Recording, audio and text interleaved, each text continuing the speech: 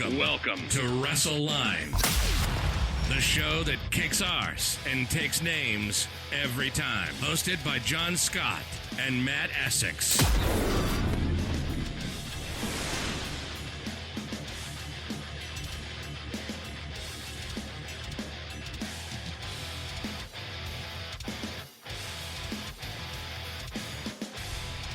Hey, what's up everybody, and welcome to another episode of WrestleLine. This time featured both on podcast and YouTube.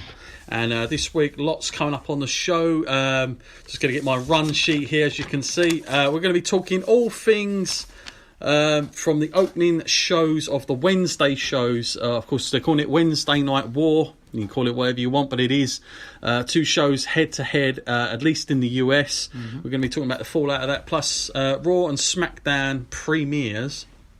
Even though Raw's been on USA for some time now, we're going to talk about that. All the fallout, of course, from the very controversial Hell in a Cell as well. More on that as we go along. And we'll have a little bit on All-Star Wrestling, which is a local promotion want to talk about, which we're going to be heading down there this Sunday. And just a few other bits that we're going to be talking about, of course, Crown Jewel and CM Punk possibly already in talks with Fox, and if there's any truth behind that, and a massive announcement to be made as well, something hyping up that's going to be coming. Got an interview, we're going to tell you more about that during the show. But Matt, we're going to start top of the show off Wednesday nights. Since 2001 we haven't had a show realistically. I mean, we have had TNA, I know that much, but not someone with sort of the sort of creative and maybe the cash flow of Tony Khan's AEW and Cody Rhodes and all the rest of it.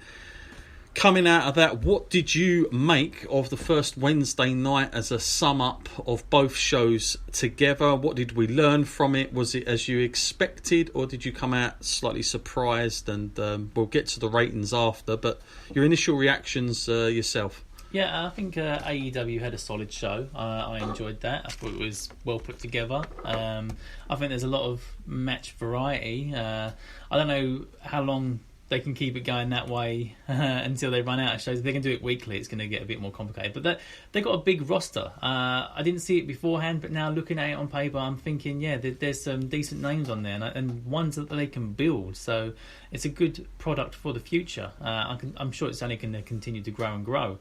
Comparing that to NXT, though, we know what NXT is about, or at least we thought we did. The format's changed a little bit now. And one thing that really was putting me off was the adverts. Through those matches, it's just taking me out of the moment so often. There were some good matches that night for sure, but the fact that I just can't concentrate when there's a picture-in-picture and then you're hearing someone else's voice, you're not hearing the commentary, it really does distract me. It lost a lot of its draw for me on that thing, because I used to be thinking that SmackDown was all about the matches and the quality of the matches, but if you can't really focus on them, it's a massive downside. My takeaway from it is I was like really surprised at just how good AEW looked and the product come across, like the way it was presented and delivered. I thought was like very, very high standard. They were using pyro. Yeah. I mean, that was something.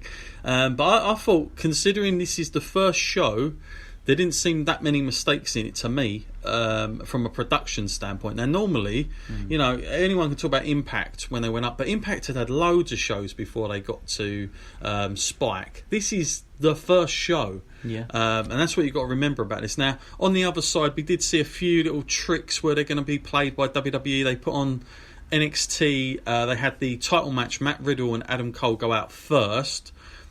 Was that a smart move? Was it not a smart move? I mean, I say it was, because they want people to be there at the start of the show, don't they? Yeah. And they want them to stay until the end of the show. So, title match at the start, title match at the end. It makes sense, I guess. I really enjoyed that match as well. I've got to say that much. I enjoyed the Matt Riddle. But as I said to Matt off air, that I felt like if you was just a person who wasn't really into wrestling but just came by a Wednesday night on USA and thought, oh, this is new, or you switched over to TNT, I think I would have automatically have been more drawn to TNT just because of the size and the spectacle of it more than what NXT was. And that's not taking anything that one's got better talent than the other. Basically, what we're saying here, and that's Scott Steiner going past again every time that happens. But basically, what we're saying is, I think people that don't know wrestling like we do, basically are going to be thinking AEW's got the best content, like the best looking show. So it's very, very difficult. I think the announcing, both were very good, but I'll probably give AEW the best of it. I think Jim Ross and I forgot his name already, who's just gone back there, Tony Schiavone, great pairing, great to have them both out there with Xavier as well. I just think those two, they need a bit more practice with each other because they haven't worked with each other for some time, but they're going to get it. And I just like the way Jim Ross is, like, tells a story for me as an audience. It's just much more better. Are you saying you rate them higher than Mauro and? I don't rate them more than Mauro and Nello, but I think just as a storytelling point of view and a familiar kind of voice, I think they've got the upper hand slightly. If I was tuning in, I think I'd be more drawn to Jim Ross, and at this time anyway. Any other takeaways you've got from Wednesday night, Matt, in terms of the action that we saw in the ring and the way it was presented by both products? I do get the vibe that they're both going all out for this, and that if there's some good competition going on, I don't know how long they can keep that going and how hard they can run with that. I think WWE's got to change something dramatically now that they know that they're behind in the ratings. Something definitely has to change, but I don't know how they can because they're doing what they've always done. It's just a case of whether they think this is a short-term thing. Do they think the focus is on AEW because it's new?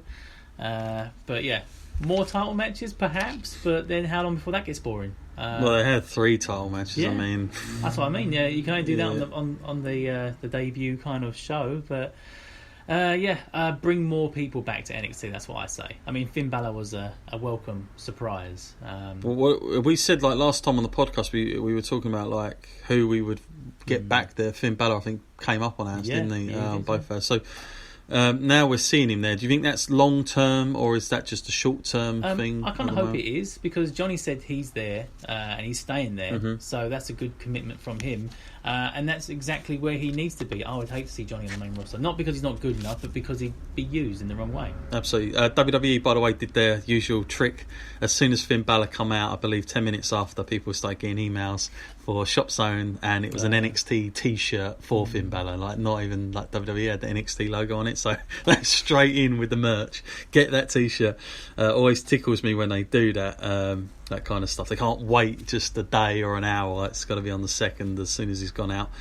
Surprised they didn't make a muck up and obviously release. Yeah, that's happened a few times. Other little notes that I just wanted to remember about was the fact that so I was watching it the other day again on AEW, and one of the things I really liked is the fact that when you had the Elite come out and they were talking about their main event match, Jim Ross, just the way he was talking, like, you're going to want to stick around because this is going to be good tonight and this is going to be great. It was little things like that. I just felt as a show, they talk about their product as one thing, whereas everything else WWE does is all in brackets and you can't have any overlap, which is really unfortunate. And I just think, to me, that sounds just so much better. As an audience, like, I feel like I'm with them going along the journey. So if I've got to sum up myself what show I thought was better, I think overall AEW for me, and that's just not just jumping on the bandwagon. That's just how I enjoyed it as a fan. What about for you? I may have gone the other way if it wasn't for, like I said, the adverts. That just ruined NXT for me. It's never been that way, and now it is, and I don't like the format of that. So AEW has a better format for me right now. Okay, ratings that came out of this, how surprised were you at just how well AEW did? Obviously, NXT around 800,000, I believe that mark, not exact to the figure, and AEW did a 1.4 to 5 that week, which is huge in terms of its first show. I know everyone thinks there was a lot of buzz, but most of it's generated off the internet, and it's surprising that on the first week they're that far. We've had Smackdowns getting that rating before, so it's like, this is, Do you think Vince McMahon and the rest of WWE, I know they come out and congratulated AEW, what did you make of that? And also, it's very unlike them, and I don't know if that was the PR guy there just telling them to do that. And do you think they were slightly stunned? Were they expecting to get beat? I think you should be stunned, shouldn't you? If you're going to be the number one in your sort of area of expertise and sports entertainment, if that's what you're aiming to be, the number one, then you should be a bit worried if someone's come along and then their debut show sort of outshined your product. I think coming out and congratulating them, though, that's sort of backhanded compliment, isn't it? I mean, did they really mean it sincerely? You'd think not, because that's not exactly what they want, the competition. They've enjoyed a long period of time now where they've just been unrivaled. So this is good, though. This is healthy. So I hope it continues. I hope AEW's fan base does grow. I hope this isn't just a one-off thing and that people were interested to see the debut. I think some of the things in WWE have turned a lot of people off of their products. So it's obvious where they're going to now then. Small little snippets have been coming out and saying that Triple H NXT wants to take it on the road now, maybe to get that crowd looking a little bit bigger. Yeah. I don't know if this is just going to move more and more away from NXT, the identity that we know it as. I don't know, but is it a good idea? Possibly. I just think it's unfortunate it has to be NXT that's going up against it. I think if it was SmackDown or Raw, this probably would be a bit different. But I do like NXT, but I feel like NXT is going to suffer slightly, especially now they've got that loss. And be interesting to see what happens in the coming weeks with all that. Just lastly, to finish on that one, Matt, Jack Hager came along, obviously known as Swagger in WWE. I mean, it's not like a massive name. He's not just come out of WWE. He's been away from WWE a bit. He's been in Bellator. But he, sometimes, if you think back to WCW and WWE, a guy moves to the other show and that's all they need sometimes. Fresh bit of paint. And you can restart again. What did you make of having him in? Because of all the AEW talent, he's probably one of the sort of more bigger guys, because they don't have huge guys there in terms of mass and height. So he's probably going to stand out a bit, I would imagine. I think it's a mutually beneficial agreement they both have. Swagger, or Hagar, whatever you want to call him, he's had a great run outside of WWE, doing his own personal thing, like I said, with Bellator on that. It's all good. He's been improving his stock, I would say. Yeah. So coming in now, he brings like a whole new skill set with him, and I love the way JR told us exactly who he is and what his credentials are, and just he's a legit professional, like all-American wrestler here, and he's got like all the amateur skills to back that up. He is someone that probably WWE should have never let go anyway. He is such a company guy, and just look at him on paper, it all lines up with exactly what you want from a wrestler. So I feel like in AEW he's going to have his real time to shine. I know he had a heavyweight title in WWE, but I think that's going to be nothing like the run he's going to have in AEW. I think they're going to give him what he truly deserves.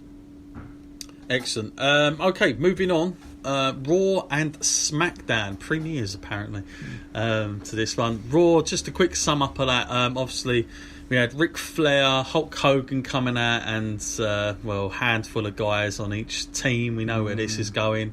It's going to Crown Jewel, Saudi Arabia.